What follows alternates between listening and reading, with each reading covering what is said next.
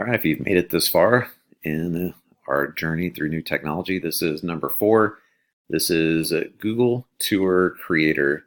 So a lot of you are familiar with Google Expeditions, where you go in and you watch a pre-made tour of someplace in the world. Well, this is an opportunity for you and your students to create a tour that maybe is more specific to the content that you're doing in your class.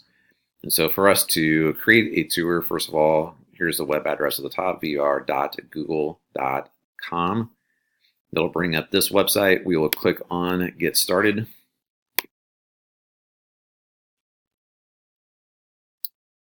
And it's going to bring us to this page right here. Now, I'm logged in with my Fort Hays State Google address. If I was going to create this for my classroom, I would log in with my school Google address so that I could easily integrate this into my classrooms.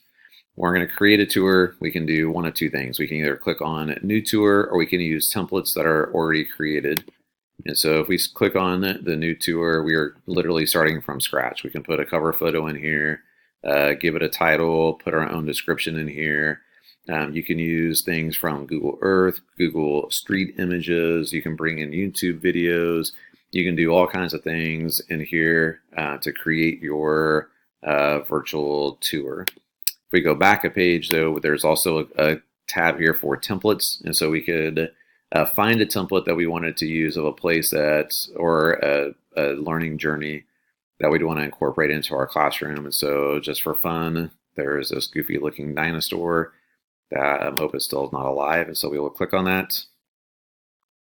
It's going to copy this tour template.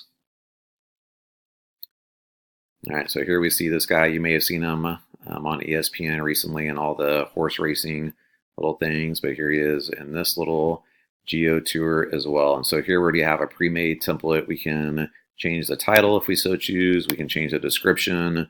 We could swap in and out the photos if we wanted to in order to personalize this learning for our students. We can click on the category down here where we would like for this to go. Hopefully not food and drink.